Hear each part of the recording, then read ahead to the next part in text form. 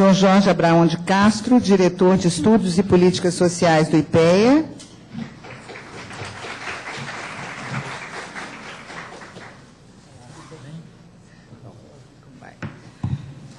Professor Durval Magalhães Fernandes, do Observatório do Milênio de Belo Horizonte, na PUC Minas.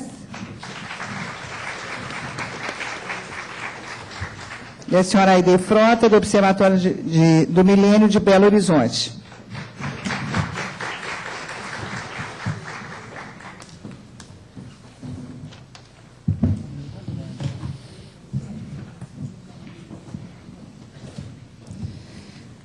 Bom, a gente vem aqui, já vimos palestras importantes hoje de manhã, e eu estava pensando aqui na oportunidade, né, desse debate, que veio se intensificando na medida que o Brasil vem retomando, cada vez com mais intensidade, né, as suas atividades de planejamento e, principalmente, as atividades, a tarefa, né, e a glória, né, do investimento público feito de forma sistemática, o que exige, né, tanto por parte de quem vai aplicar o recurso como quem vai receber, a tarefa, de novo, voltando, fechando o ciclo, a tarefa do planejamento.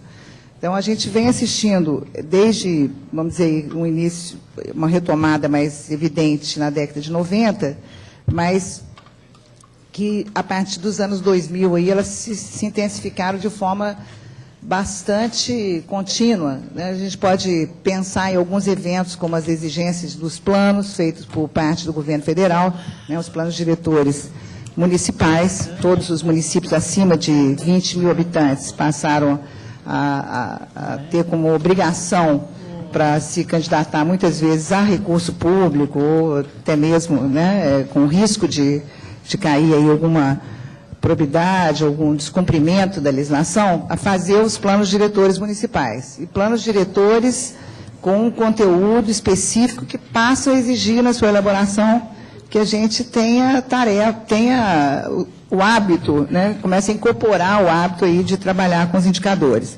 Né? Da mesma forma, os planos de saneamento são planos obrigatórios, né? Planos de resíduos sólidos, que até, se não me engano, daqui 3 anos, 2013, é o prazo para que todos os municípios brasileiros tenham os planos de resíduos e mesmo os planos de habitação, que, acima de tudo, são planos que exigem, né, que a gente compreenda o universo, e para compreender o universo, que a gente possa trabalhar, portanto, com comparações e, portanto, com indicadores que possam ajudar a gente a compreender essa realidade tão complexa. Então, eu venho pensando, assim, com a experiência que eu estou vivendo agora no PAC, ele basicamente é um programa, né, de aceleração do crescimento que distribui, oferece aos municípios recursos para investimentos de determinadas políticas. E essas políticas são feitas, eu estou trazendo assim, um testemunho, não estou fazendo suposições, elas são feitas com base no conhecimento da realidade, né, setorial de cada uma dessas áreas, e a distribuição pela federação de recursos com base em indicativos específicos, né, indicadores específicos. Então, a gente vive isso na realidade brasileira hoje de forma explícita. E se existe algo que a gente tem isso não é uma crítica, mas uma constatação, né, tem dificuldade ainda, é de encontrar esses indicadores que possam, de fato, trazer para dentro da política pública uma justiça efetiva, né, na distribuição desses recursos. Então, a gente, por exemplo, só para lembrar alguns pontos, né, nós fizemos oferta de recursos em habitação baseado no déficit, né, de habitação que existe no Brasil. Aí, esse déficit, ele serve para isso? Esse é um indicador que serve para essa tarefa, porque o déficit, ele cresce, não sei se eu vou conseguir me expressar rapidamente, que eu só tenho 10 minutos, quanto mais você, pela metodologia que existe hoje, quanto mais você oferece recurso, e maior aumenta a possibilidade das pessoas acessarem um imóvel, uma habitação, maior a expectativa. E a expectativa ela faz crescer o déficit. Então, hoje é uma discussão no governo federal, assim, como é que se discute um indicador, é um desafio posto pela presidenta, ela falou, eu não aceito mais esse parâmetro. Nós precisamos construir um indicador para para ponderar a distribuição justa, equilibrada de recursos em habitação. E assim a gente vem encarando esse desafio em todas as áreas. Então, eu acho que o momento é super oportuno, eu espero que a gente possa sair daqui com boas contribuições, né, que eu tenho certeza que já se iniciaram hoje cedo. Eu vou passar a palavra. Só dizer rapidamente, me deram uma tarefa de dizer que eu tenho que cumprir o horário, rigorosamente, que você é desagradável para cobrar aos 5 minutos antes, eu vou avisar, e que as perguntas devem ser feitas por escrito, por favor, tá bom? Dirigidas à mesa. Obrigada. Então, nós vamos passar a palavra para o senhor Ali Chabot.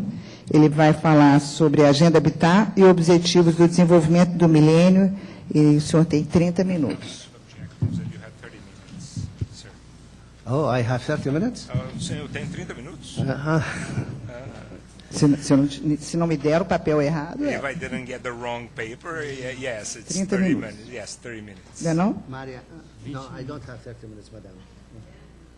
Eu não tenho 30 minutos, não. Tem 10 minutos. Ok, no meu papel está 30 minutos. First, I would like Primeiro, eu to gostaria apologize, madam, de for desculpas, senhora, coming late. por chegar atrasado. I think this Eu acho also que coming from isso my também origin. vem da minha origem. Eu originally sou from Iraq, originalmente do so I Iraque, just brought a little bit então of my traditions trouxe with um me. pouquinho das minhas tradições comigo de chegar atrasado. I will I will try not to Vou repeat the tentar experience não of this morning. repetir a experiência And I will desta cut, manhã e vou cortar. Me lembra do meu horário. Eu vou fazer uma apresentação muito breve falando sobre a agenda do Habitat e a meta de objetivo de desenvolvimento do milênio. A agenda de Habitat para as pessoas que não conhecem de onde que ela vem, ela é uma a Conferência das Nações Unidas, que começou no Rio, que nós chamamos a Conferência de Cúpula da Terra em 1991. Foi uma série de reuniões de cúpula das Nações Unidas sobre questões diferentes. A primeira foi no Rio, sobre desenvolvimento sustentável, e depois passou para direitos humanos, população, moradias humanas, desenvolvimento urbano, etc. Essa reunião ocorreu em 1996, em Istambul, na Turquia, e eu comecei a ONU Habitat. Primeiro eu era secretário. O primeiro esboço que nós preparamos como secretaria para a negociação da ONU Habitat tinha 16 páginas. Depois de 2 anos e meio de negociações e discussões com todos os governos do mundo, nós chegamos a 80 páginas. 80 páginas sendo expandindo nossos temas, expandindo os assuntos que nós tratamos. Em certa medida, quando o documento se torna tão grande, se torna tipo uma lista de compras, não mais muito focada nas áreas. Mas nós tentamos também focar em vários temas sobre a ONU Habitat. Todos esses detalhes poderiam surgir aqui e ali. Isso foi o que nós fizemos depois, particularmente através da proposição de indicadores. E a meta de desenvolvimento do milênio, nós tivemos de revisar nosso trabalho de acordo com a pauta internacional global de desenvolvimento. Então, nossa principal meta, dentro das metas de desenvolvimento do milênio, era reduzir a população das favelas no mundo, e a ideia é reduzi-la à metade, pelo menos a metade, até 2020 e agora em 2015. É claro que haviam vários projetos e trabalhos aqui e ali no mundo, que a realidade é que nós não podemos, nem a Habitat, nem a outra agência, órgão, poderia fingir que poderíamos reduzir ou erradicar a existência de favelas nas cidades sem tratar de outros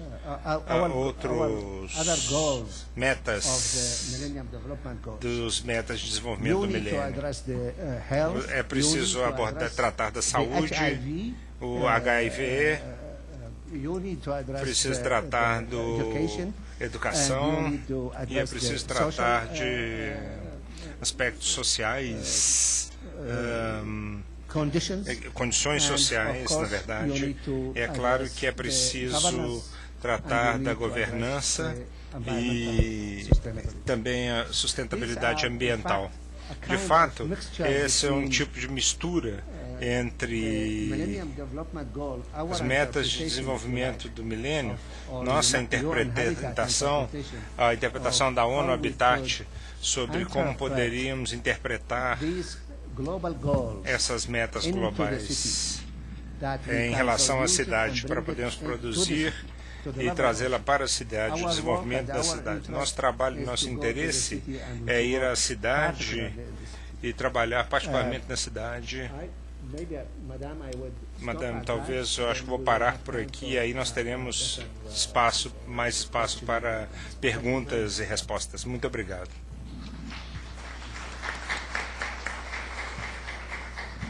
Obrigada, Mr. Chabot. Thank you, Mr. Chabot.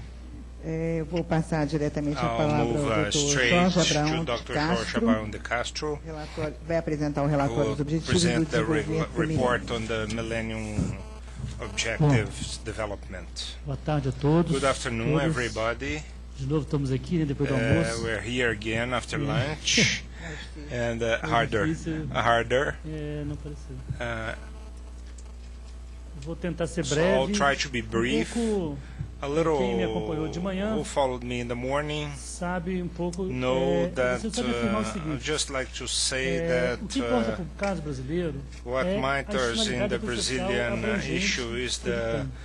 E os objetivos do encompassing milênio são uma social consequência structure it desse has, movimento and the Millennium como um todo. Goals are a Os consequence objetivos do of milênio no this Brasil não dirigem a movement as a whole. Isso aqui é They uma coisa don't clara. guide the Eles são social importantes, policy a in gente Brazil. They are cumpre, important. né, We com comply as with metas the goals, and reforça o we movimento reinforce social, the mas não é o movement of objeto social central policies. da política social, But that's até not the porque grande major parte das object of metas fixadas mundialmente, goals o Brasil já defined cumpriu. worldwide. Então, Brazil nesse has sentido, a already gente tá complied with them, focado numa so coisa que, em we parte, there's no no sense in sentido geral, focusing in obviamente something os that objetivos important in para o general. município Of course, the ou para o objectives Estado for podem ter municipalities mais or for a sentido state porque o maybe Brasil é muito make more sense heterogêneo because e Brazil vão is ter very muitas heterogeneous divergências, ou seja, and have lots of vão verificar, divergences. né, And que tem estados you que can já see estão muito that bem nos there are indicadores states e that are outros very estão, well in the indicators, principalmente os and estados mais others, pobres, onde os especially indicadores the ainda fazem poorer pouco sentido, states, né? indicators No sentido make a geral, lot of pensando no sense. Brasil, But in grande general, parte dos thinking objetivos about já foram Brazil, cumpridos. most objectives have already Aqui been também eu vou achieved. tentar fazer o seguinte. So here I'll also eu try coloquei alguns to dados I put de some Minas data Gerais, here porque about me Minas colocaram aqui Gerais como se fosse because apresentar o objetivo do milênio they told dos me, Estados Unidos, né? showed E as não é though I verdade, was eu vou going to apresentar. present the O Millennium objetivo do Goals milênio for do the Brasil Minas Gerais está state. disponível na I'll página show do it IPEA, for relatório, Brazil com actually. todo We have this o whole conjunto. report E eu in the IPEA coloquei uns dados de website, Minas Gerais and I put some Minas Gerais compatíveis data that are para compatible mostrar a posição in do order to estado show de the Minas position Gerais, of the entendeu? Minas Gerais Vis-a-vis state o Brasil. in relation to the rest of Brazil. Né? aqui de novo So aquela here aranha, again we have this, in the que é o pair we seguinte, call that a a gente spider gosta de diagram. enfatizar We like que to nós temos uma emphasize política that we have a social social e que ela, sim, isso é policy muito importante. that's very important, né? I think. O relatório It- nosso the- começa falando da política social e das conexões de sentido desta política para os objetivos. Tanto é que o nosso relatório ele tem os indicadores e dos indicadores saem todas as políticas que dão elementos para a mudança dos indicadores. Tá? Isso aqui está no relatório e faz uma conexão entre cada objetivo, os eixos temáticos e as políticas. Então, o relatório, na realidade, do Milênio Federal Brasileiro, que foi eu que coordenei, ele tem essa vertente de querer conectar o resultado com a política. Tá? Então, a primeira meta, que é erradicar a extrema pobreza e a fome, que estão divididas aí em várias metas, né? A gente mostra já de cara que pobreza extrema é hoje menos de 1/5 daquela de 90, porque a ideia era que o Brasil chegasse a 12,8% da pobreza extrema na data fixada lá em 2015, tá certo? E hoje nós chegamos a esse número em 2002, tá? O Brasil colocou uma meta além, que era chegar a 1/4 da pobreza que estava verificada em 90, porque grande parte dos objetivos do milênio estão fixados em uma data determinada. Porque para monitorar, você tem que ter uma data determinada e um indicador estruturado, entendeu? E você acompanhar isso com rigor. Senão você não monitora. A data era 90 e a meta era fixada em função do que você tinha verificado nessa data. Tá? O Brasil falou, não, olha, nós já cumprimos essa data, essa de reduzir a pobreza extrema em 50%, colocou, vamos reduzir em 75%, entendeu? Mesmo esse número, o Brasil já cumpriu. A pobreza extrema brasileira hoje está em torno, dado a linha de pobreza de $1,25 PPP. Né? É importante, esse não é o dólar tradicional, é um dólar de paridade de poder de compra, tá certo? Que é um dólar que permite uma comparação, ou seja, com esse dólar eu compro a mesma coisa em qualquer lugar, a mesma cesta de bens, aqui ou nos outros lugares. É essa a ideia do dólar, paridade de poder de compra. Tá? Então, nesse quesito, nós já cumprimos a meta. Né? Comparando aí a velocidade de queda, né? Aí que eu estou trazendo um pouco de... a pobreza extrema em Minas Gerais é menor que a média brasileira e está seguindo o mesmo movimento da média brasileira. Ou seja, vem caindo a partir de 2002, tá certo? Mais ou menos na mesma velocidade. Tá? Se eu dividir, agora olhar o rural, né? O que nós vamos verificar é que o rural é alto no Brasil e é alto também em Minas Gerais e vem caindo na mesma velocidade. Só que a pobreza no meio rural em Minas Gerais caiu mais rápido que o urbano, ou seja, de alguma forma, certo? O combate à pobreza funcionou muito bem aqui no quesito, principalmente no meio rural.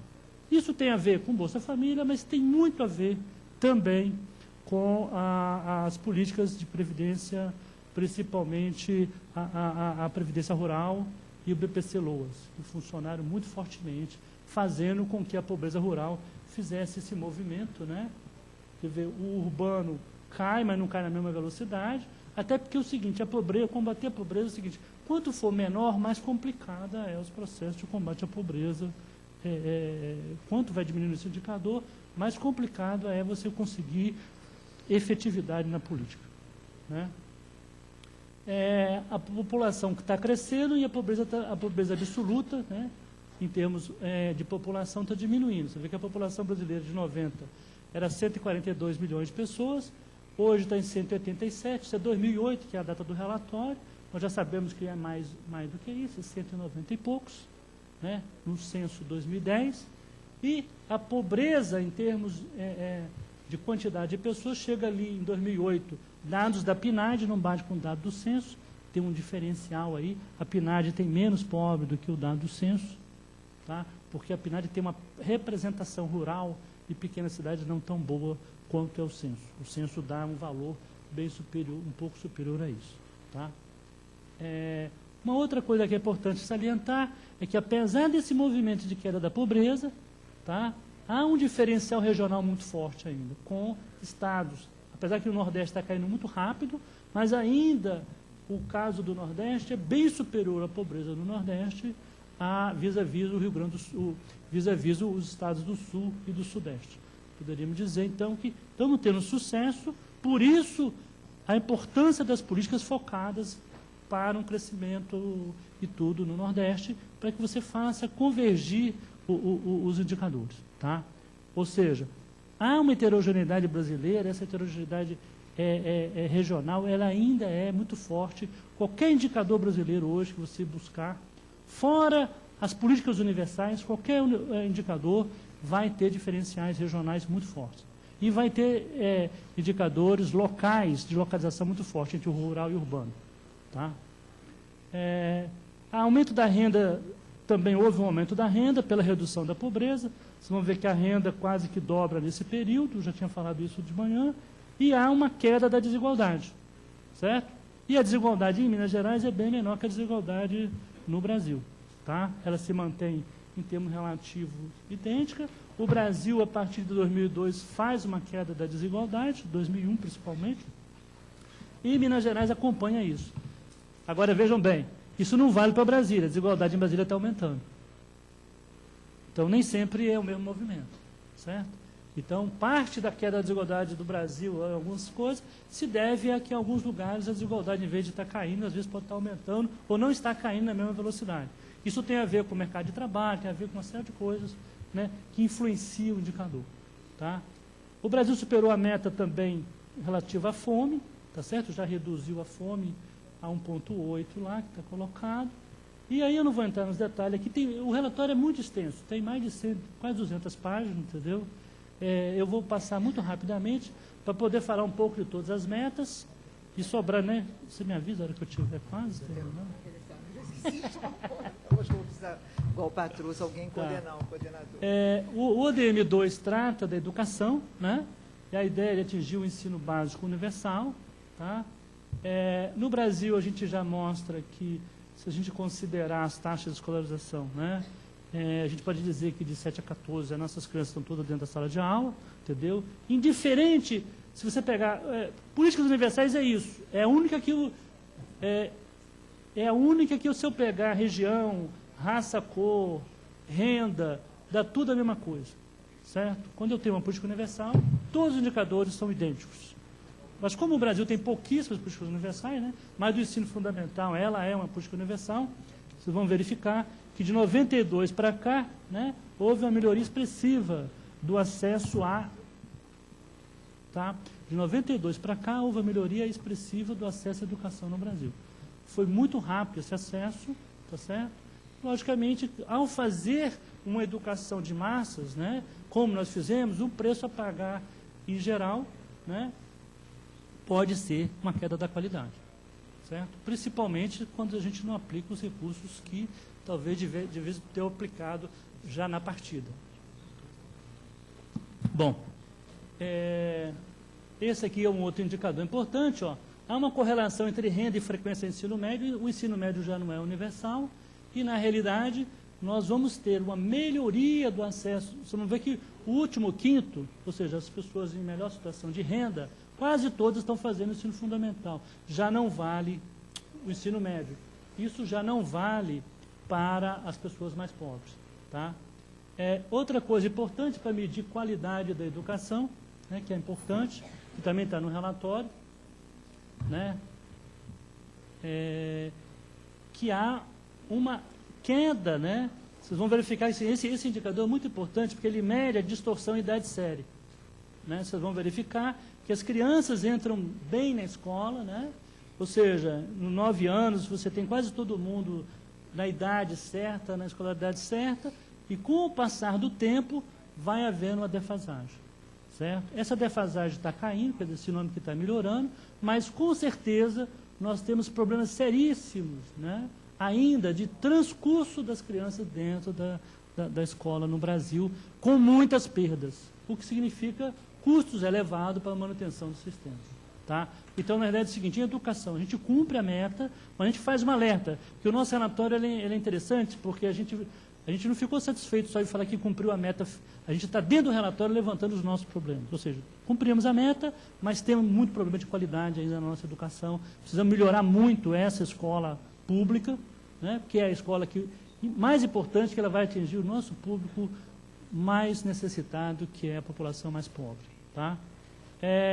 O analfabetismo no Brasil está caindo, mas deveria cair muito mais forte. Ou seja, o Brasil ainda tem 9,5% da população analfabeta, isso dá cerca de quase 18 milhões de pessoas, tá certo? Isso está concentrado na população mais velha e na população mais pobre, mas principalmente são pessoas, o analfabetismo entre 7 a 14, até 20 anos é muito baixo no Brasil, sinônimo que nós estamos conseguindo colocar as crianças na escola e pelo menos ou seja, a próxima geração não vai ser uma geração de analfabetos, mas nós vamos carregar gerações para trás de analfabetos, até porque a nossa educação de jovens e adultos no Brasil precisa ganhar uma prioridade na agenda pública, coisa que ela não tem essa mesma prioridade. Tá? O analfabetismo em média de ano de estudo está aí, né? Vocês vão verificar que em Minas Gerais tem uma situação melhor, mas não é tão melhor, entendeu? Né? Os estados em melhor situação de educação no Brasil, medido pela média de ano de estudo e analfabetismo, é o Amapá, o Distrito Federal, o Rio de Janeiro, Rio Grande do Sul, São Paulo, e Minas Gerais está mais aqui no meio da distribuição. Tá? Aí tem uma série de outras coisas que eu não vou citar, ou seja, o objetivo 2 a gente cumpriu com problemas de qualidade naquilo que é relativo à educação infantil, de 7 a 14. Ensino médio a gente não cumpriu, a gente não está universalizado ainda, tá? E temos muita defasagem. Quanto nesse objetivo aqui, que é o de gênero, né, o objetivo 3, o que nós temos é o seguinte, as mulheres, né, obter os melhores resultados no campo educacional, ou seja, as mulheres hoje no Brasil estão em situação educacional melhor que os homens, certo? E a tendência é melhorar mais e mais e mais, tanto no campo da educação básica quanto do ensino superior. Só que, e ao mesmo tempo, elas estão ampliando um pouco a taxa de atividade do mercado de trabalho. Mas ainda os diferenciais são grandes. Tipo, os homens, 80% dos homens estão dentro do mercado de trabalho, enquanto as mulheres apenas 57%. Já subiu de 52% para 57%, entendeu? E a taxa de atividade dos homens ficou mais ou menos estática. Tá? Mas tem um problema.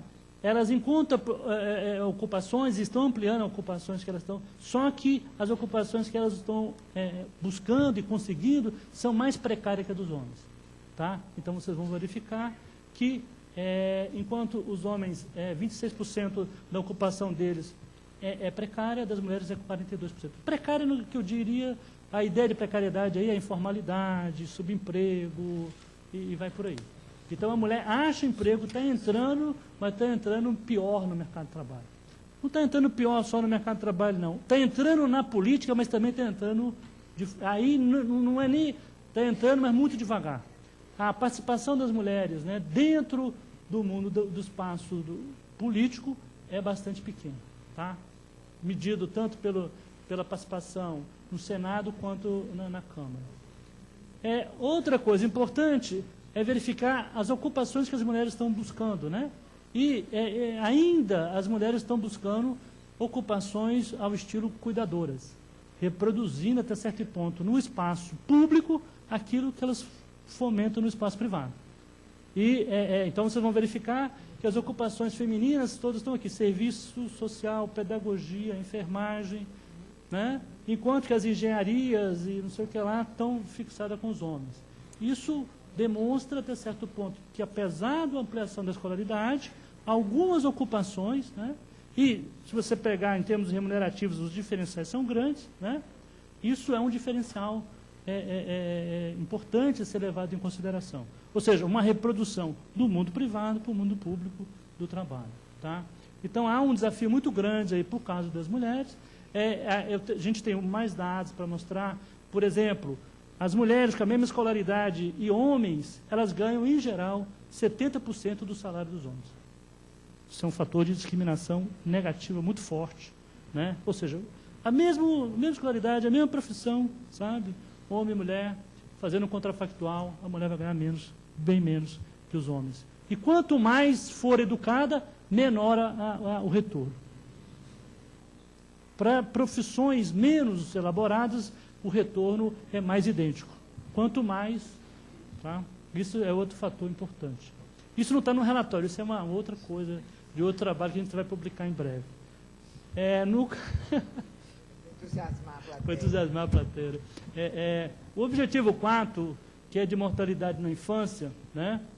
Reduzir em 2/3, entre 90 e 2015, a mortalidade de crianças menores de 5 anos de idade.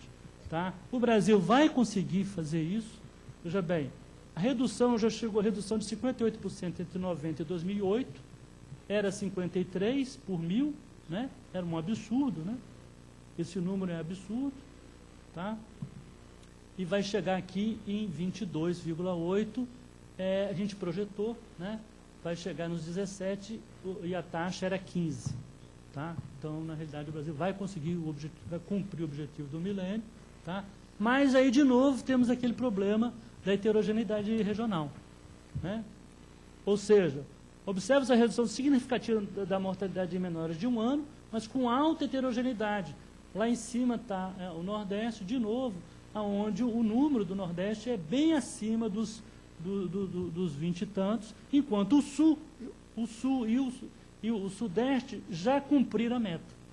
Então, nós temos um desafio muito grande de acelerar, na realidade, né? Acelerar. Até o presidente Lula, na época, fez um pacto com os governadores do Nordeste para que eles fizessem um avanço na questão de um pacto meio para acelerar em 5% a queda acima da média nacional, tentando fazer com que esse indicador convergisse e igualasse com as demais regiões. Tá? Quando eu pego a mortalidade infantil no Brasil e em Minas Gerais, a gente observa, né, o movimento brasileiro, né, e Minas Gerais já está quase cumprindo a meta, entendeu? Um pouco abaixo, mas não tão assim, ou seja, não é tão diferente. Os estados de Santa Catarina, o Paraná, realmente estão numa situação bem mais confortável nesse quesito do que o próprio estado do Sudeste. Né? A esperança de vida ao nascer no Brasil e em Minas Gerais, vamos verificar que ela subiu, a esperança de vida do brasileiro nos últimos 20 anos, subiu em torno de 67, subiu cerca de 5 anos, né? Enquanto aqui em Minas Gerais subiu 6 anos, 6 e pouquinho. Né? E nós estamos chegando hoje a uma esperança de vida de 76 anos aqui em Minas Gerais, isso é em 2008, tá? Os indicadores, enquanto no Brasil é 73%. Está quente, né? Gente, eu não sei se o ar-condicionado está funcionando, as pessoas estão todas se abanando. Tá ligado? Se alguém da organização de evento pudesse olhar. Eu estou aqui dissorando, né? Normalmente esse auditório é gelado, não sei o que aconteceu. Bom, neste caso, vale a pena chamar a atenção, né, na avaliação dos ODMs em 68 países, que o Brasil apresentou a segunda maior redução da mortalidade na infância e um dos 16 países com condições para atingir a meta proposta. Ou seja, o Brasil teve, sim, um avanço bastante interessante, avaliado pelo próprio PNUD na época, entendeu? Para dizer que a gente fez um avanço muito grande na redução da mortalidade infantil. Tá? Melhorar a saúde materna, esta é um problema, é o único indicador que o Brasil não vai cumprir, entendeu? Nós, infelizmente, tem problema de subnotificação, esse é um indicador, né? Houve importante redução da morte materna, ou seja, são as mortes, né, das mulheres, né, no parto, simplificando, né, por nascidos vivos, tá? Era 140, vê que é um absurdo, nós chegamos a 75, a meta era chegar a 35 e nós estamos muito distante disso. Tem um problema de subnotificação, tem um sério de problemas aí, mas de qualquer maneira, este é um problema ainda de saúde pública importante que nós devemos trabalhar muito mais, ou seja, está aí tarefa para o SUS, está aí uma tarefa para a assistência social, entendeu?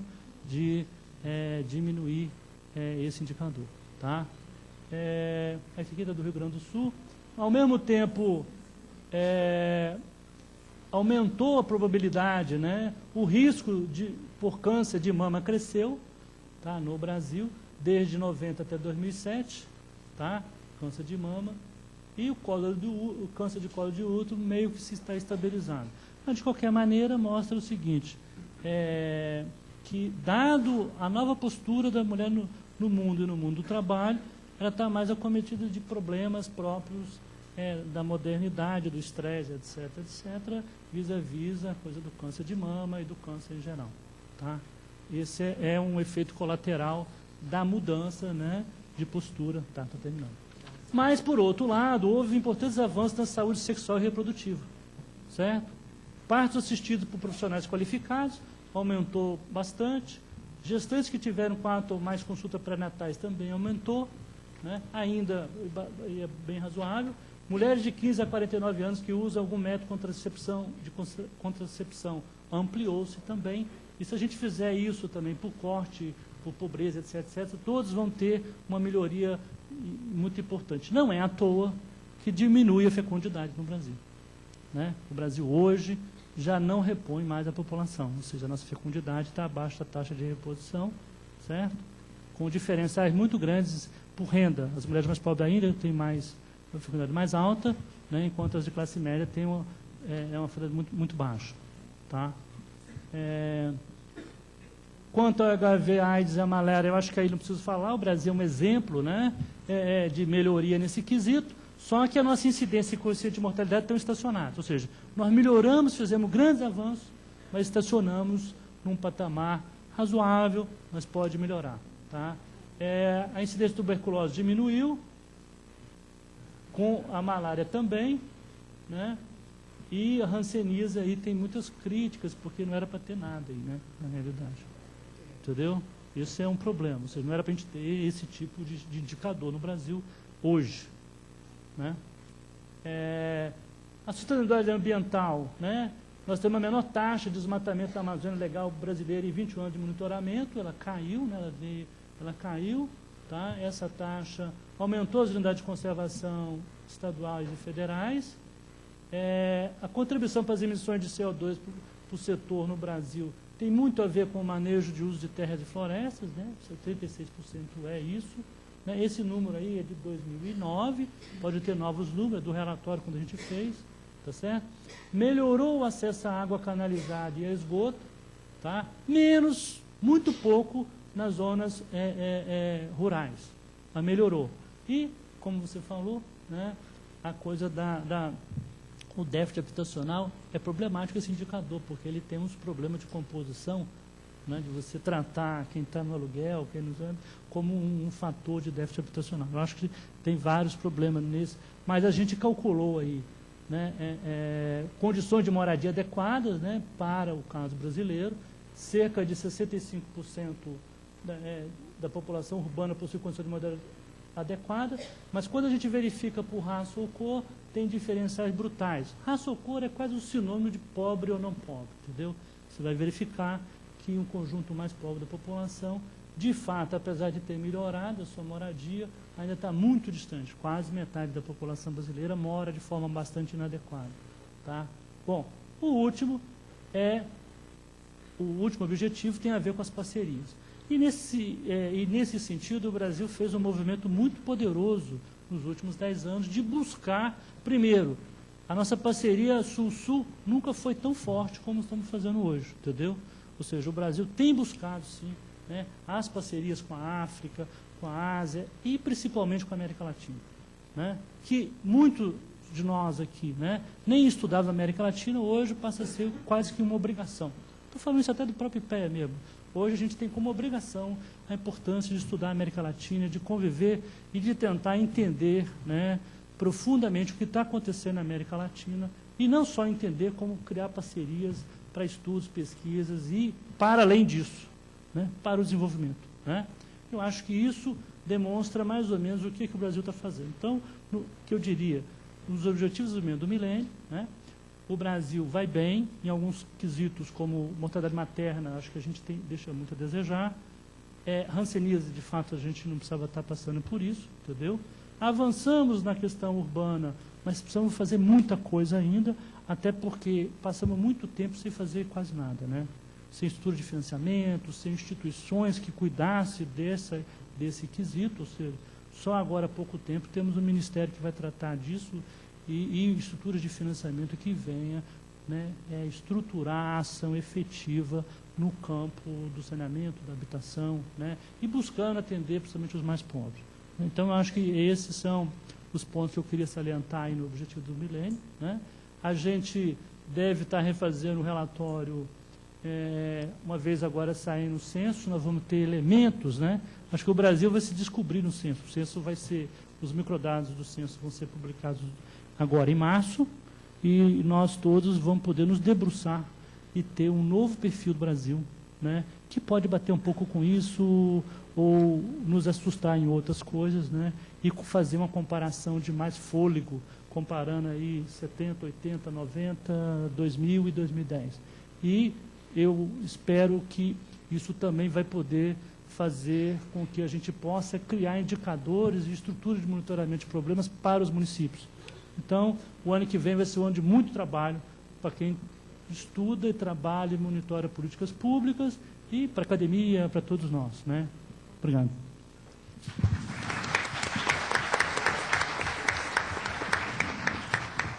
Obrigada, Jorge. A gente que vai usar os indicadores fica muito feliz de ouvir que vocês vão trabalhar muito, e também ao ouvi-lo eu fico pensando assim, que país é esse, né, que a gente está dizendo melhorou? Nós não estamos acostumados com esse momento né, de olha, isso está melhor, isso nós já ultrapassamos, mas melhorar ainda não significa estar bem, né? É um pouco diferente de... A gente ainda tem muita desigualdade e temos muito que fazer para trabalhar esses índices, para que eles consigam se aproximar da realidade local, principalmente, fazer as diferenças regionais, para que eles traduzam realmente o que é a melhora do país. Eu passo a palavra aqui para o professor Durval Magalhães Fernandes, do Observatório do Milênio. Boa tarde a todas e a todos. Agradecer o convite para participar deste evento, né, que é de suma importância a discussão da questão dos indicadores. Como lembrou o professor Chabot, lembrou na sua fala, o importante dos indicadores é trazer os indicadores para a cidade. E mesmo na conferência do Habitat de 1996, que ele mencionou, pela primeira vez nessa série de conferências das Nações Unidas, estava sendo colocados indicadores para as cidades. Então, algumas as cidades foram convocadas para a elaboração de indicadores por dentro de um quadro preparado pelas Nações Unidas, e tínhamos lá, acho que no Brasil foram algumas, eu me recordo, Brasília, Curitiba e outras cidades, Belo Horizonte, Recife. Então, tínhamos lá um conjunto de indicadores. Me recordo que como foi difícil conseguir as informações para fazer aquilo, esse teste, essa experiência foi muito interessante. Mais à frente, então, quando surgem as metas do milênio, esta ideia, país, região, estado, e chega finalmente à cidade. Então, a ideia aqui não é falar sobre metodologias, mas tentar fazer um rápido histórico sobre esses indicadores, né, sobre a ótica deles calculados em Belo Horizonte.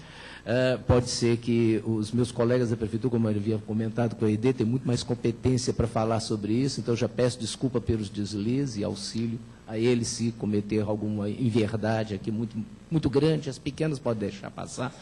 E... com isso, então, eu mostraria um panorama destacando alguns indicadores. Isso não quer dizer que a Belo Horizonte não avançou, que o trabalho da Prefeitura não contribuiu para avançar nas metas, no cumprimento das metas do milênio, sim, mas como 8 objetivos, um tempo curto, meio indeterminado, mas curto, né? Eu vou tentar, então, levantar alguns pontos, talvez para trazer um pouco mais para a discussão após as apresentações. O grande problema é como trazer os indicadores para a cidade. Em primeiro lugar, as informações nem sempre estão disponíveis para a cidade. Elas podem estar disponíveis para o Brasil, para o país, Brasil, por exemplo, para os estados, né? Nós temos a PNAD, nós temos o censo e uma série de outras pesquisas, mas para a cidade é um grande desafio qual a informação trazer. Outro ponto, metas são construídas país e concertadas dentro de um fórum internacional. E o que isso representa na cidade? Né? Nós vamos ver, por exemplo, que algumas metas, Belo Horizonte já ultrapassou, mas não quer dizer que a nossa desigualdade diminuiu.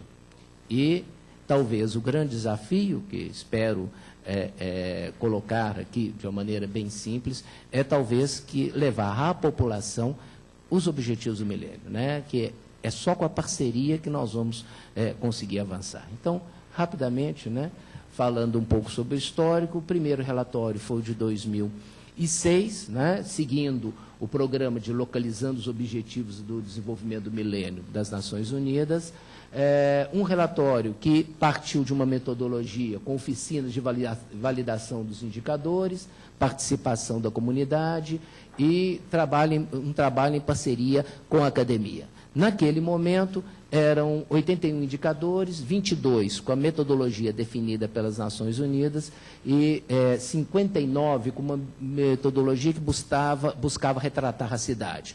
Isso já coloca um pequeno problema, né? Muitas vezes a metodologia das Nações Unidas não tem como ser aplicada à cidade diretamente, né?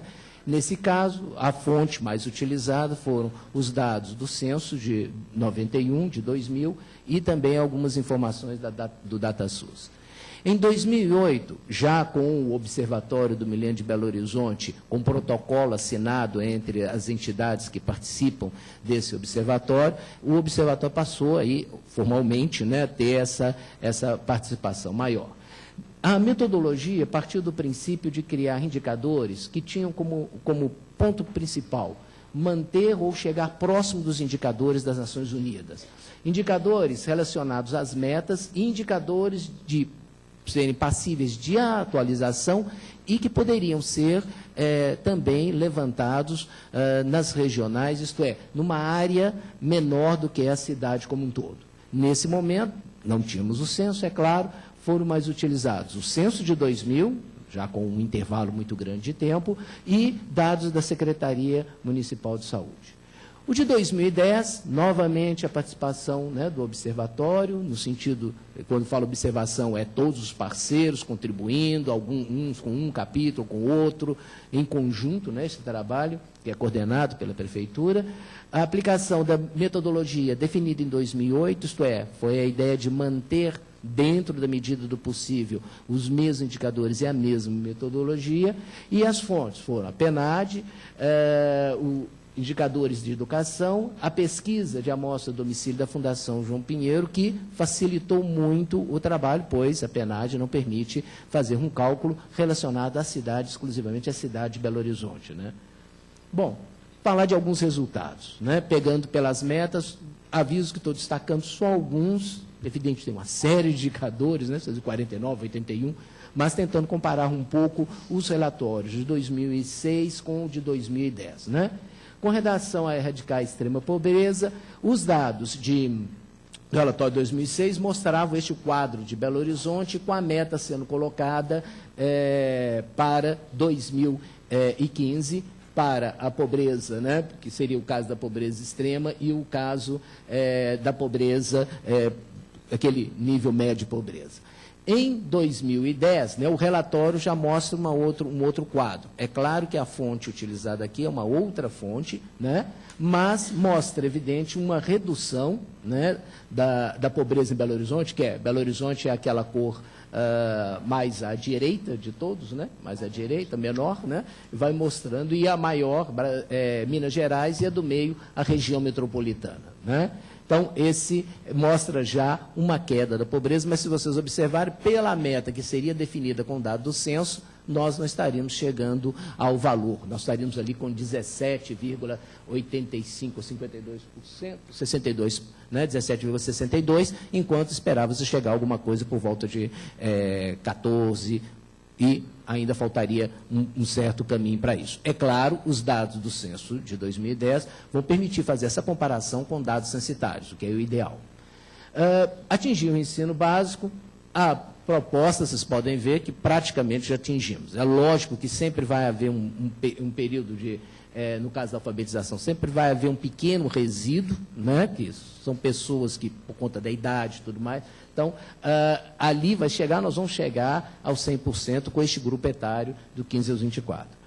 No entanto, quando a gente olha para 2010, né, nós vamos ver que ainda persiste uma questão de alfabetização, um número pequeno, uma proporção grande de pessoas que só têm 4 ou menos 4 anos de estudos.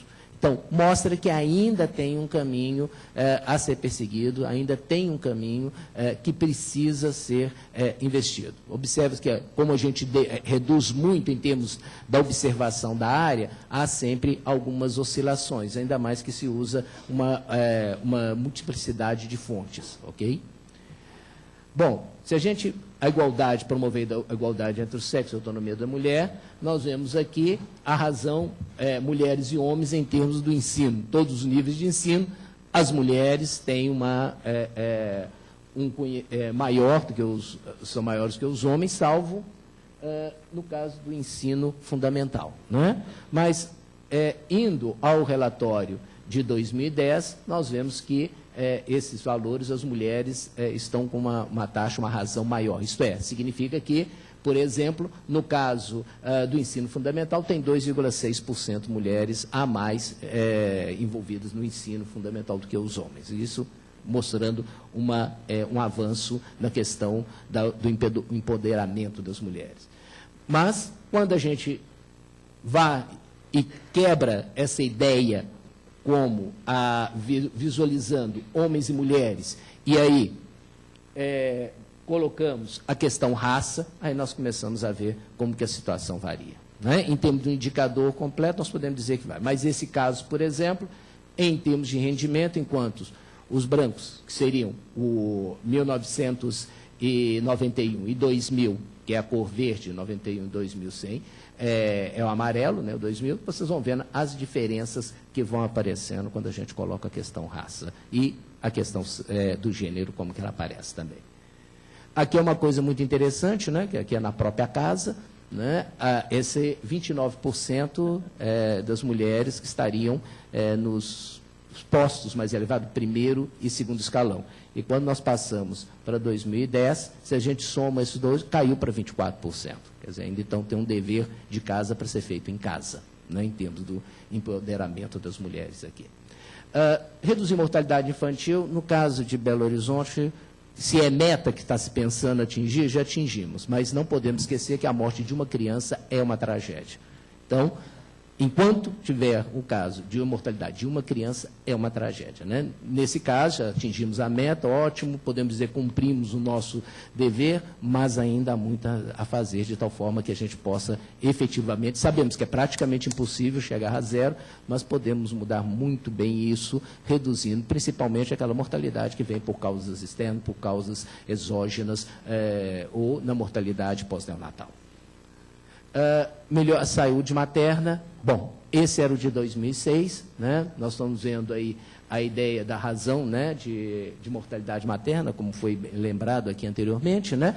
É um indicador muito complicado de ser calculado, tem subregistro, sim, tem problemas de definição, né, porque é um pouco complicado, tanto que o Comitê de Mortalidade Materna analisa cada declaração de óbito de mulheres no período reprodutivo, e nós vemos, quando comparamos aqui, né, nós estamos vendo o que vem acontecendo, o último número é 50, o dado é 50. Então, efetivamente, se a gente olha o que era antes e aonde nós temos que chegar, nós ainda estamos muito longe de conseguir chegar neste ponto. É claro que aqui tem que trabalhar não só sobre o aspecto da redução mesmo, mas também da melhoria das informações, de tal forma que você tenha o quadro real da situação.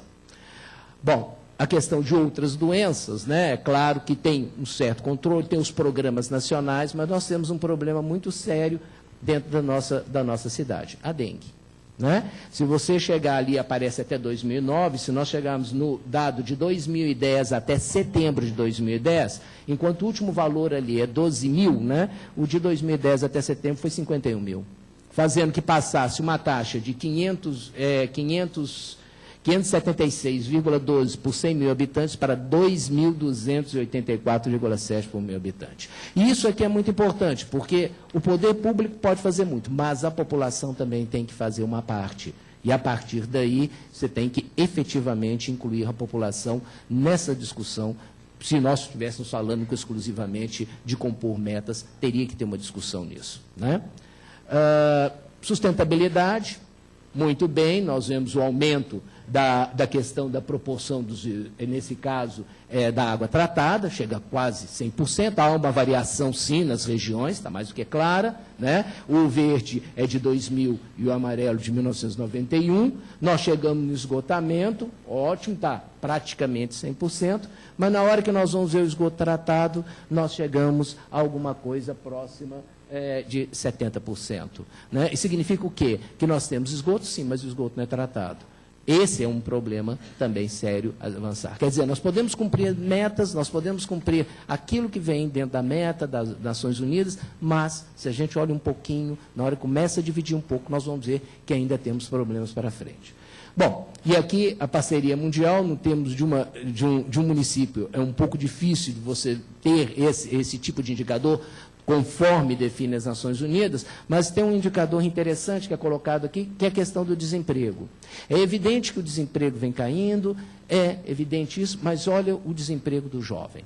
Né? Esse é um ponto muito importante que deve ser tratado, e é claro, quando chegar os dados do censo de 2010, aí nós vamos ter uma condição muito mais interessante de fazer toda essa comparação de praticamente 20 anos, né? Partindo de 1991.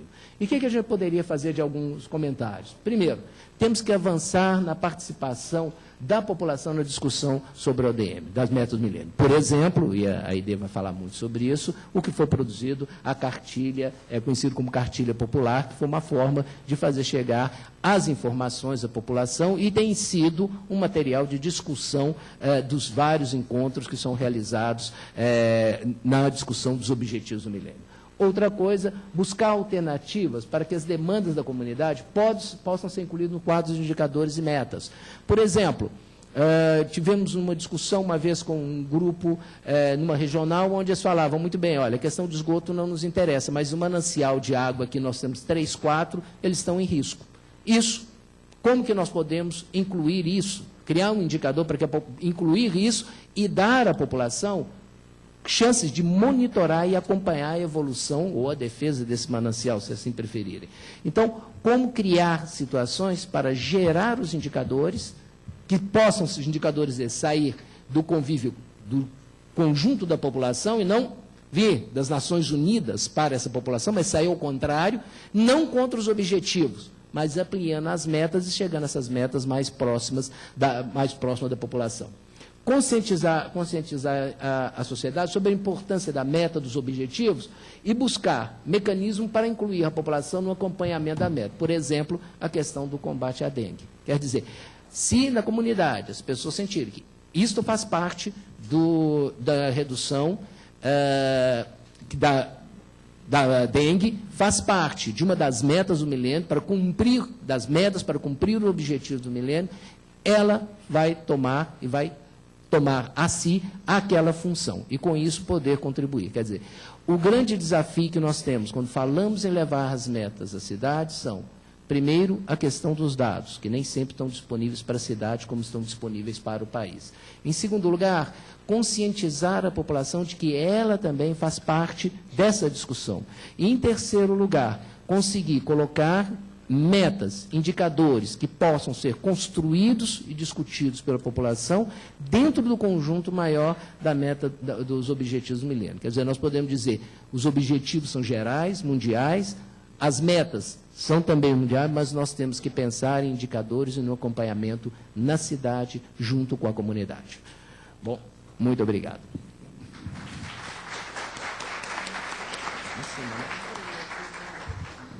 Muito obrigada, professor Durval. Essa mesa é muito comportada, fica exatamente no prazo previsto. Passo a palavra para a ID. Eu queria lembrar que a gente está recebendo as questões para o debate. Eu não sei quem está recebendo, mas, por favor, acho que se tiver alguém da organização do evento, senão pode trazer aqui na mesa. Obrigada. Bom, boa tarde a todos. Eu vou começar pedindo desculpa por não falar de maneira espontânea do projeto, mas por fazer uma leitura, porque sou muito apaixonada por esse projeto e tenho que respeitar o tempo né? Então vou fazer um esforço para espero que não seja cansativo, para que a gente possa depois aproveitar o debate. O motivo pelo qual estamos todos aqui é a possibilidade de aprimorar nossos conhecimentos acerca da realidade, especialmente sobre a realidade da pobreza e da desigualdade, para que possamos, de alguma forma, contribuir para erradicar ou minimizar tal estado de coisas. Portanto, há um dever ético que nos aproxima a todos. Foi com essa compreensão que optamos por compartilhar esse projeto, que recebeu o nome de Observe BH, que é um projeto que tem como objetivo a democratização do conhecimento e que teve como ponto de partida a elaboração e o compartilhamento de uma cartilha popular sobre os objetivos do milênio em Belo Horizonte. O Observe BH é um projeto realizado pelo Observatório do Milênio, que é uma rede que tem por finalidade promover a produção e a disseminação de informações sobre a cidade de Belo Horizonte e região. O Observatório foi constituído em 2006. Ele é coordenado pela Prefeitura, é apoiado pela UniHabitat e composto pelas seguintes instituições e órgãos: o FMG, PUC, Fundação João Pinheiro, FUMEC, Centro Universitário Uniuna, FIENG e Governo de Estado. A crescente concentração das populações no espaço urbano e a descentralização significativa das políticas e ações relacionadas ao cumprimento das metas justificaram a horizontalização do pacto, invocando a participação dos governos locais na execução de suas metas. No caso de Belo Horizonte, a criação do observatório representou um passo importante na institucionalização do projeto, favorecendo as condições para sua continuidade, ao assegurar a disponibilidade de recursos técnicos e materiais e ao garantir a continuidade do mesmo nas gestões seguintes.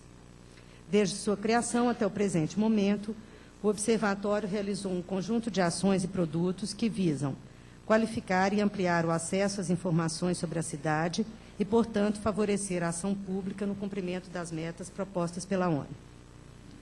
Dentre as ações realizadas, merecem destaque, além da criação da revista do Observatório, a publicação bianual do relatório de acompanhamento dos Objetivos de Desenvolvimento do Milênio, que desde 2006 apresenta o desempenho da cidade em relação às metas do milênio por meio de 49 indicadores, calculados pela Prefeitura e analisados pelos especialistas vinculados às instituições, que foi o relatório que Duval apresentou há pouco. Junto à edição do relatório de 2010 e com vistas a ampliar de modo ainda mais substancial o acesso às informações sobre a cidade, foi publicada a cartilha Belo Horizonte e os Objetivos do Milênio. O documento apresenta em linguagem acessível e com os dados ilustrativos as principais informações presentes no relatório. Sua finalidade é compartilhar com a sociedade a evolução desses resultados por meio de reflexões sobre a cidade, sobre as ações da gestão municipal e sobre o papel das comunidades e movimentos sociais organizados. O primeiro problema enfrentado na elaboração desse relatório relacionou-se ao conteúdo propriamente dito. Como traduzir numa linguagem acessível um conteúdo técnico, um conteúdo que estamos acostumados a tratar somente em espaços restritos a acadêmicos, estudantes, gestores e técnicos. A solução encontrada foi a organização de um grupo de revisores, formado por funcionários dos serviços gerais da própria Secretaria de Planejamento e que não possuíam um alto grau de escolaridade. Assim sendo, todos os textos foram submetidos à apreciação desse grupo e suas sugestões relativas à melhoria de linguagem foram acatadas. A estrutura da cartilha enfatizou basicamente 4 aspectos: a apresentação do que é o pacto, do que são os objetivos, metas e indicadores, desenvolvimento de cada objetivo considerando um indicador de relevância, as ações da Prefeitura para atingir cada meta e o que a comunidade pode fazer para contribuir com os objetivos do milênio. Um dos maiores desafios, quando se trata dos objetivos do milênio, além do cumprimento das metas, é levar a discussão para a sociedade como um todo. Várias são as formas utilizadas, que passam pela publicação desde os relatórios até a divulgação dos objetivos nos meios de massa, de comunicação. No entanto, a população em geral, e mais especificamente aqueles grupos vulneráveis, objeto final das políticas que visam a erradicação da pobreza, nem sempre tem um conhecimento, ainda que superficial, do que vem a ser os objetivos do milênio. Ao mesmo tempo, em algumas regiões, como ocorre em Belo Horizonte, onde grande parte das metas já foram atingidas, tentar discuti-las pode parecer completamente sem sentido. Contudo, destaca-se que, se, de um lado, os indicadores foram construídos para atender a demandas acordadas entre os países, No âmbito local, alguns problemas não se expressam no conjunto das metas gerais, apesar de pertencerem ao escopo dos objetivos do milênio como um todo. A questão que se coloca é de como construir um pacto com a população, de forma a criar mecanismos para o acompanhamento dos objetivos e ter o apoio desta população para o cumprimento mais amplo dentro da cidade. A primeira experiência foi levar a discussão das metas do milênio para as reuniões das comissões regionais de acompanhamento e fiscalização da execução do orçamento participativo, realizadas mensalmente em cada uma das 9 regionais. O orçamento participativo é um processo de consulta popular para a definição do uso de parcelas dos recursos públicos em obras de interesse da comunidade, aplicado na capital há mais de 16 anos. A comissão que acompanha sua implementação nas regionais é formada por lideranças locais e seus membros têm, na maioria dos casos, larga experiência no trato com o poder público. Por essa razão, este foi o grupo indicado para começar o diálogo com o Observatório na fase de ampliação dos debates sobre as metas do milênio. Tratou-se de promover a reflexão sobre a importância do protagonismo participativo local para o cumprimento do Pacto Mundial da Erradicação da Pobreza Extrema e a melhoria das condições de vida das populações. A dinâmica das reuniões seguiu um roteiro previamente discutido pelos parceiros do Observatório, constituído de uma apresentação geral do Pacto e de alguns indicadores de Belo Horizonte. Como texto de referência, foi distribuído aos participantes a cartilha Belo Horizonte e os Objetivos do Milênio. Os participantes foram divididos em grupo de aproximadamente 15 pessoas e a cada grupo foi proposta a discussão de um ou mais objetivos. A discussão em grupo visou construir um quadro da percepção dos presentes sobre o objetivo em discussão, tendo como linha de orientação o seguinte roteiro: percepção da comunidade sobre os objetivos do milênio, ações da comunidade que contribuem para os objetivos do milênio e a relação do orçamento participativo com os objetivos do milênio. Cada grupo, com apoio de 2 ou mais facilitadores, discutiu os objetivos propostos e elaborou uma síntese que foi apresentada em plenário. Além dos facilitadores, o processo de discussão foi acompanhado por estudantes das instituições parceiras que contribuíram no registro das atividades. Apesar do projeto ainda não ter sido concluído, foi possível fazer um balanço da série de encontros realizados até o momento. Já foram realizados 8 encontros. Independente da regional, as discussões mostraram um nível de participação muito ativa dos membros do Conforça e, como seria de se esperar, um profundo conhecimento dos problemas de cada região. No entanto, por ser um fórum político, a maior dificuldade dos facilitadores foi manter o foco nas questões que deveriam ser tratadas, isso é, nos objetivos estabelecidos para a discussão em cada grupo. A maioria dos participantes manifestou compreender que boa parte das metas já haviam sido cumpridas em sua comunidade. Por outro lado, essa maioria foi incisiva ao destacar a existência de situações de vulnerabilidade e de risco que precisam ser enfrentadas. Destaca-se, por exemplo, o debate acontecido na Regional Norte sobre o Objetivo 7, por meio do qual a discussão caminhou para a preservação dos mananciais de água na região, manutenção de parques, em lugar de se discutir os indicadores de saneamento, que, na compreensão do grupo, não apresentavam maiores problemas. Sobre os dados relativos ao Objetivo 7, também é interessante destacar, foi possível perceber que a discussão relativa à dengue se sobressai sobre todos os outros temas e que merece, portanto, uma atenção mais cautelosa e cuidadosa. Quando se trata do tema da AIDS, o mesmo foi abordado de forma a colocar na família a maior parte da responsabilidade sobre sua contenção, como uma questão moral que envolvesse os chamados bons costumes. Estes fatos mostram que há necessidade de se aprofundar algumas questões, bem como de se criar uma outra abordagem dos objetivos, de forma a envolver as comunidades na discussão das metas a serem perseguidas. A operacionalização dessa proposta poderia passar, por exemplo, pelo debate da criação de metas em âmbito regional, que estariam em consonância com os objetivos do milênio e teriam nos membros da comunidade os interlocutores ativos para o seu cumprimento. Os indicadores que iriam verificar o cumprimento dessas metas seriam construídos a partir da observação participativa com os membros das comunidades. Futuramente, os indicadores poderiam, inclusive, servir de auxílio para a definição das obras do orçamento participativo. A definição dos objetivos do milênio foi a expressão maior dos resultados das conferências da ONU realizadas na última década do século passado. O conjunto dos objetivos, de metas e de indicadores aponta a construção de um mundo melhor a ser oferecido às futuras gerações. Como um projeto que visa incorporar todos os países em um mesmo conjunto de objetivos e metas, há sempre dissonâncias que são próprias dos estágios de desenvolvimento de cada sociedade. No entanto, como projeto global, essas diferenças devem ser respeitadas. A busca por um denominador comum impõe restrições na definição de metas próprias, que muitas vezes não são únicas, tendo em vista as disparidades regionais. Quando esses objetivos são transladados para áreas menores, como estados ou cidades, fica maior o desafio de ajustar realidades locais a propostas supranacionais. No tecido intramunicipal, esses pontos são de extrema complexidade, pois, além da perda da relação com as metas maiores propostas pela ONU, no microcosmo municipal, sem divisas rígidas das fronteiras, a diversidade de situações impõe aos pesquisadores e gestores públicos adaptações e a busca de alternativas na tentativa de fazer chegar às comunidades o conhecimento sobre os objetivos do milênio, suas metas e indicadores. Por fim, no plano de debates relativos ao conjunto dos 8 objetivos, dado sua amplitude, não há maiores problemas no contato com as comunidades. No entanto, ao se tratar das metas e dos indicadores, faz-se necessária uma aproximação maior, uma escuta mais apurada. Assim, urge procurar um caminho que possa incorporar novas perspectivas e, ao mesmo tempo, levá-las a contribuir com o alcance dos objetivos do milênio, que somente será possível via um processo radical de compartilhamento dos conhecimentos.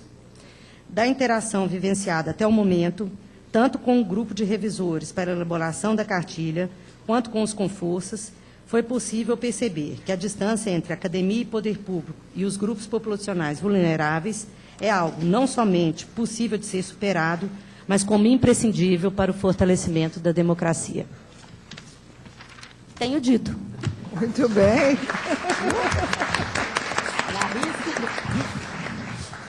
Acabamos de descobrir um método disciplinar os que se apaixonam pelo tema. Bom, gente, nós temos aqui algumas perguntas dirigidas à mesa, né? Eu gostaria de iniciar com uma pergunta ao Mr. Chabot. Vou ter o privilégio aqui, já que eu estou coordenando, eu vou fazer a primeira pergunta. Uma questão me inquietou, não me inquietou, mas me acendeu uma luz aqui, uma curiosidade. Quando o senhor diz que o senhor se refere à meta uma das metas estabelecidas, né, para o milênio, em diminuir a população de favelas, eu gostaria que o senhor pudesse desenvolver um pouco para a gente o que exatamente se pensa a respeito disso. O que significa diminuir a população de favela?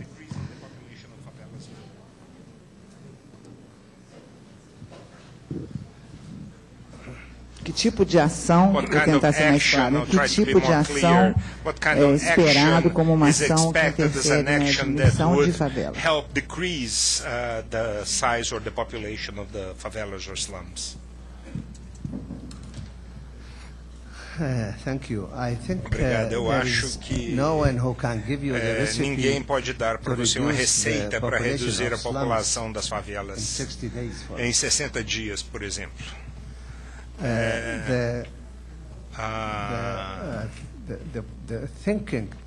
A ideologia por trás do que foi coletado no ambiente humano, no ONU Habitat, desculpe, a meta principal para nós é reduzir a população, na tentativa de erradicar as favelas nas cidades, mas por trás disso é trabalhar de forma abrangente em todas as outras metas. Não é possível reduzir as favelas e deixar as pessoas com baixo nível de educação ou sem educação. Não é possível reduzir favelas e, ao mesmo tempo, não ter educação, não ter um estabelecimento para a educação. Claro que a questão das favelas também tem um componente físico, que as unidades habitacionais têm um componente legal, que é a terra em si. Mas essas são as questões que podem ser resolvidas legislativamente para terras, etc., ou através de meios financeiros, como créditos de vários tipos, ou através, talvez, cooperação local e regional, no sentido de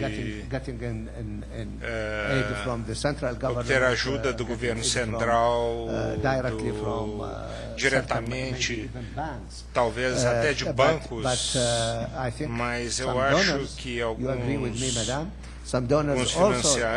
doadores também entram nesse campo e eles têm suas próprias condições para isso.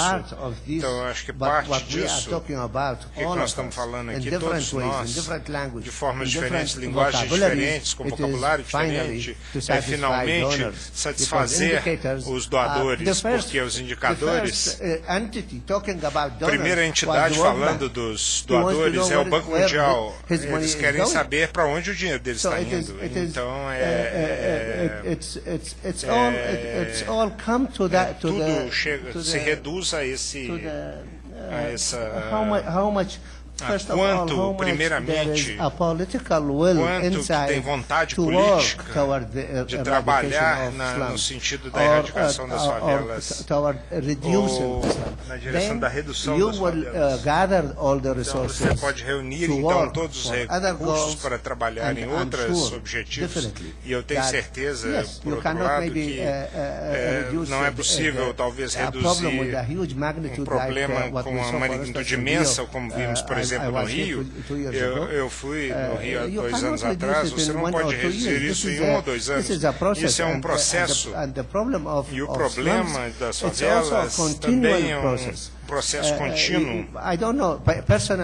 Pessoalmente, eu não tenho a menor ideia de como isso pode ser realmente resolvido, porque o tempo onde você encontra soluções muito humanitárias, em termos de legislação, em termos de financiamento, quando você encontra soluções humanitárias para colocar unidades de moradia dignas para as pessoas, para dar infraestrutura e serviços para as pessoas, você está reduzindo o número. Mas quando você verifica isso, ela é reduzida por outras pessoas virem de algum lugar e também ocupar as favelas, porque isso é a cidade. Se a gente tem sucesso nessa linda cidade, e a cidade funciona muito bem, ela vai atrair pessoas, e as pessoas querem assentar em algum lugar, eles têm que morar em algum lugar. Então, é um círculo infernal. Honestamente, eu não tenho solução para isso, senhor. Muito obrigado.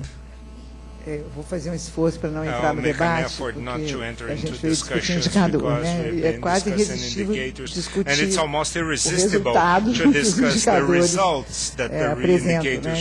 Mas a pergunta me trouxe uma certa inquietude, que hoje, depois de tantos anos nessa militância, posso ser até mal compreendido aqui, mas eu não acho mais que a favela seja um mal em si. Ela precisa, quando fala assim, acabar com as favelas, eu espero que a gente esteja dizendo acabar com a condição de vida que as pessoas vivem nas favelas, que a gente tem um histórico aqui, nós somos traumatizados com as ideias, nós pensamos hoje em consolidar as favelas como lugares com qualidade de vida,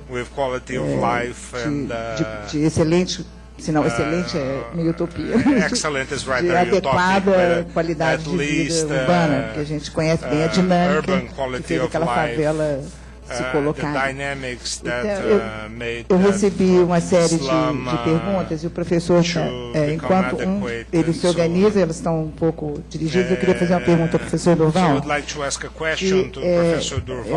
Uma reflexão avançar um pouco mais nessa reflexão, enquanto como é que a gente, numa realidade complexa e diversa, como as cidades brasileiras, por exemplo, né?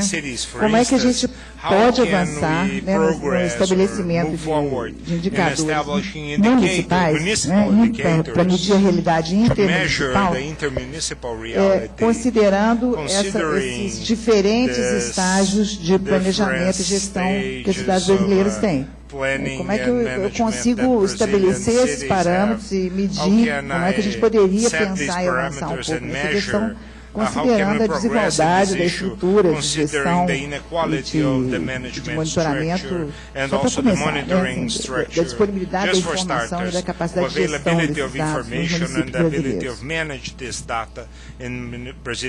brasileiros.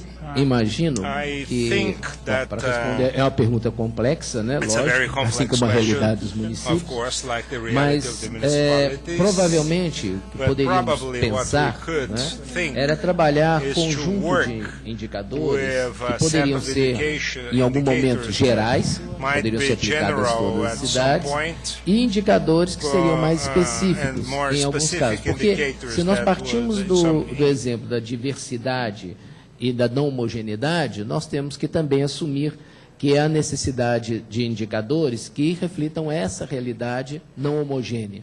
Então, a partir daí, e o mais importante é a participação da comunidade, porque há uma necessidade de qualquer política, e aqui nós estamos falando de objetivos do milênio, né, que eles sejam apropriados pela população. Nós não devemos ficar muito preocupados com a situação do grande pensamento dos indicadores em termos de Nações Unidas, que compara aos países, compara as regiões, mas é importante que a população consiga captar isso. E a partir daí, porque nós poderíamos pensar mais à frente, que no momento que todos os indicadores forem atingidos, a heterogeneidade desaparece e vem a homogeneidade de uma situação de bonança, de desenvolvimento. Então, se todos estamos comprometidos neste mesmo caminho, nós podemos chegar a este mesmo caminho de várias formas. Só talvez aproveitando um pouco aí da sua pergunta ao doutor Chabum, que eu me recordo uma vez que na PUC trabalhávamos com as crianças, né, do Criança Esperança, né, e veio um consultor, na época era o Unicef, e colocado para fazer uma oficina com as crianças, e evidente ele começou muito mal a fala dele falando, né, ninguém gosta de morar em favela, né? E os meninos logo pularam, né? Falaram, gostamos sim. Porque ali está minha amiga, ali está... Então, eu acho que essa questão de pertencer, das minhas relações sociais, elas vão muito além desses indicadores. Quer dizer, nós sempre olhamos os indicadores numéricos, nós nunca olhamos as pessoas. Você gosta de morar aqui? Gosto. Então, como que nós podemos fazer com que isso aqui deixe de ser uma área de risco? Como que nós podemos, junto com vocês, trabalhar para, por exemplo, ter uma coleta de lixo? Como é que nós podemos organizar aqui, aonde que o poder público vai entrar para fazer a coleta de lixo? Quer dizer, como que nós vamos cumprir para melhorar o lugar que você mora? Né? Então, esse aqui é um aspecto interessante. Eu nunca vi assim, uns jovens brigando tanto com uma pessoa, né? Começou pessimamente a fala dele, mas os meninos falaram, gosto, e começaram a enumerar as vantagens de morar ali no aglomerado da Serra. Eu acho que essa questão é uma coisa que tem que ser colocada também. Eu acho que não devemos, os indicadores, eles só podem servir para mostrar algumas coisas, mas eles não mostram a realidade e a vontade das pessoas. Né? Obrigado. Obrigada. Eu vou passar aqui para o Jorge, que tem ele vai tentar responder um pouco, um pupurri das perguntas dirigidas a ele. Bom, tem uma pergunta aqui feita pela companheira da Colômbia, que eu acho que talvez ela não entendeu. Eu queria fazer um esclarecimento. Ela pergunta que o mercado laboral, né, o mercado de trabalho brasileiro, e também está correlacionada com pobreza multidimensional, verdade. Brasileiro, como qualquer lugar, isso é verdade. E que eu mostrei que os dados da população inativa estão aumentando. Na verdade, assim, eu não mostrei isso. A população inativa é diferente de acordo com o grau de pobreza ou não da pessoa, entendeu?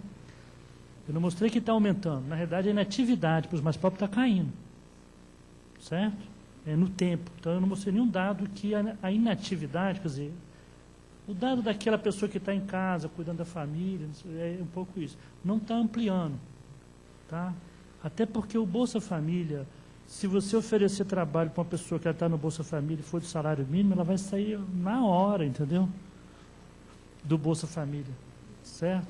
Então, não é uma questão de... o Bolsa Família, nesse sentido, ele não é um atrativo para as pessoas ficarem dentro de casa, entendeu? As pessoas ficam dentro de casa quando a sua situação efetiva de relação com o mercado de trabalho é muito ruim, entendeu? Ou quando este mercado de trabalho não lhe dá opção nenhuma, certo? Não há oferta, não é pelo lado da demanda, não é pelo lado da oferta, é pelo lado da demanda também, tá? Ou seja, a demanda por trabalho, um conjunto determinado da população pobre, principalmente das periferias, é muito restrita, tá?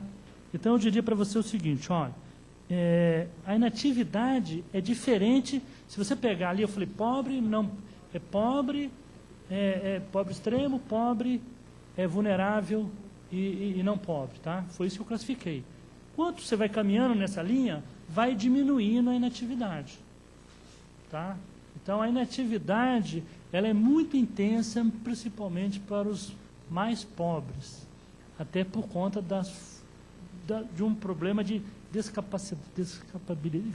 da falta de capacidade para ser incorporado ao mercado de trabalho. Tá? Quanto aos resultados da redução da pobreza e sustentabilidade, eu queria dizer para você o seguinte, olha, a sustentabilidade para a saída da pobreza no Brasil, ela tem uma cara. Primeiro, é o crescimento econômico. Nós não podemos abdicar dele. Tá certo? Como qualquer outro país, não pode ter uma disjuntiva que não coloca, principalmente para países como os nossos, que ainda estão crescendo a população jovem, não pode abdicar de crescer, entendeu? O crescimento econômico, agora, não é um qualquer crescimento, certo? É um crescimento como o Brasil vem verificando nos últimos 10 anos, que é um crescimento que inclui as pessoas, porque ele fortalece o mercado interno, ele busca responder a determinados fatores e demandas de uma população, entendeu? Mais pobre, tá? O que fortalece muito o mercado interno. Então, eu diria o seguinte, a sustentabilidade que nós estamos montando, ela tem a ver com crescimento, não qualquer crescimento, ela tem a ver com fortalecimento do mercado interno, e o Brasil tem mercado interno para isso. Infeliz do país que não tem. Um país pequeno, que vai ter que se conjugar a outro país, entendeu? Para produzir, para ter escala produtiva.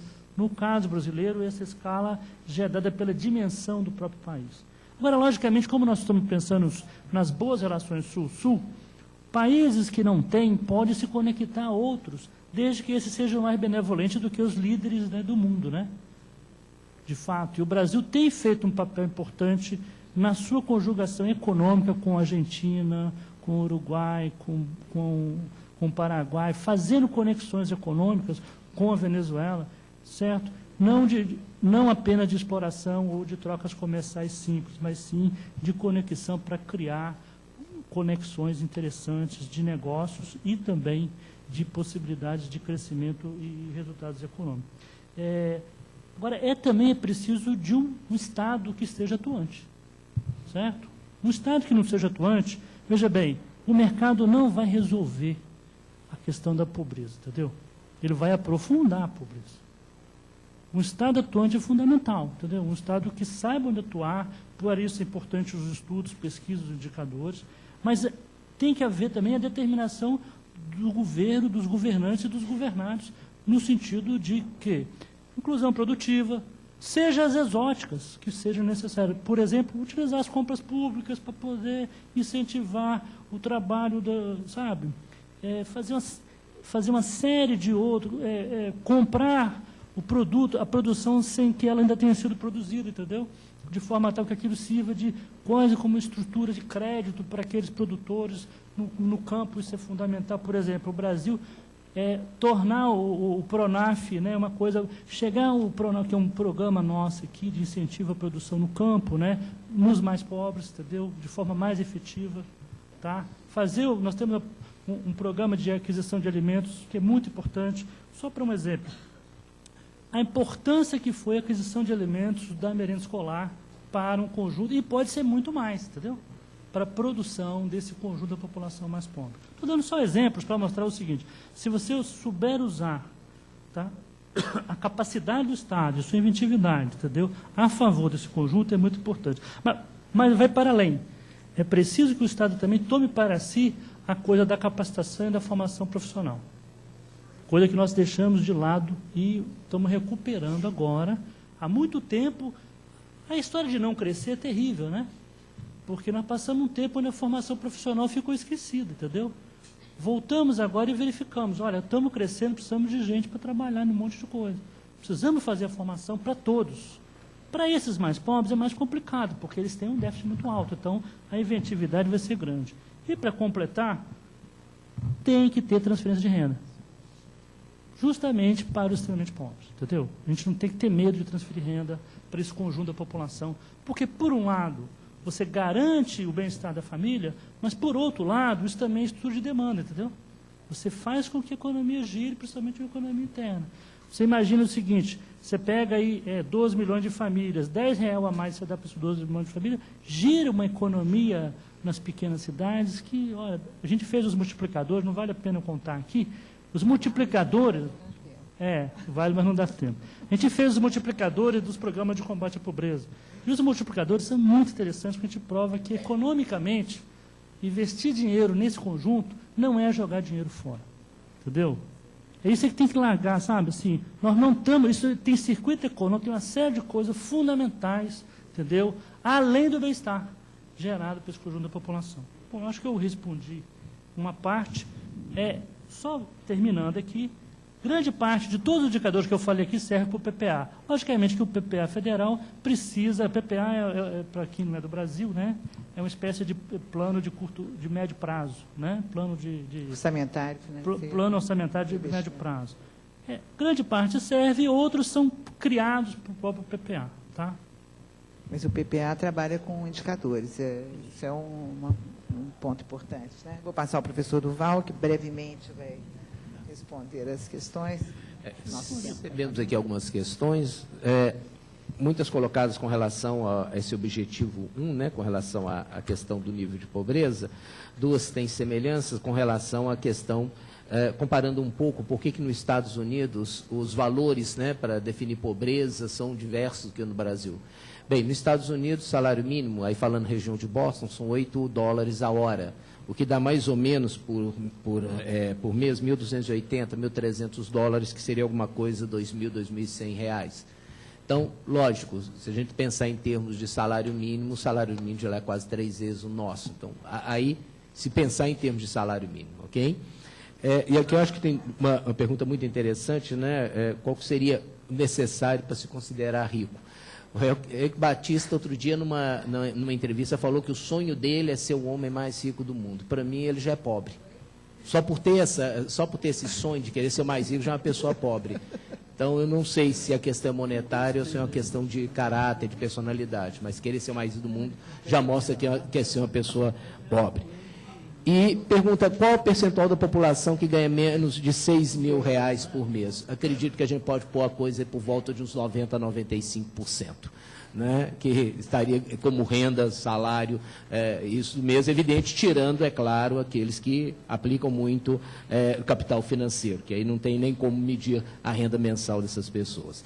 E uma última pergunta, colocando a questão do projeto ABC, né, com relação ao acesso à alimentação. É muito interessante que também uma dessas revistas, essa semana, trouxe uma reportagem de um médico cardiologista falando que seria muito bom colocar barracas de venda de alimentação saudável pelas cidades. Realmente daquele, provavelmente, pessoas que não conhecem o dia a dia, não caminham na cidade, né? Como dizia um grande geógrafo, né? O pessoal que vive no mundo iluminado, e não no mundo das sombras, que é o que nós vivemos sempre, né, do dia a dia. Então, realmente é um programa, né, tem seus problemas, mas é uma forma, sim, de você contribuir para a segurança alimentar. É claro que tem que avançar, tem que modificar, mas certamente é uma colocação, é um plano que contribui, é claro, nós não colocamos aqui nos objetivos todos os pontos, mas este é um dos pontos, a alimentação é um dos pontos dos objetivos do milênio também, no primeiro objetivo, ele tem como indicadores, como uma meta também a questão alimentar, que por conta do tempo e do volume de informação não foi possível colocar. Obrigado. Obrigada, professor. Eu vou passar a palavra por ele me pediu eu vou ceder 1 minuto ao nosso convidado, Mr. Chabot.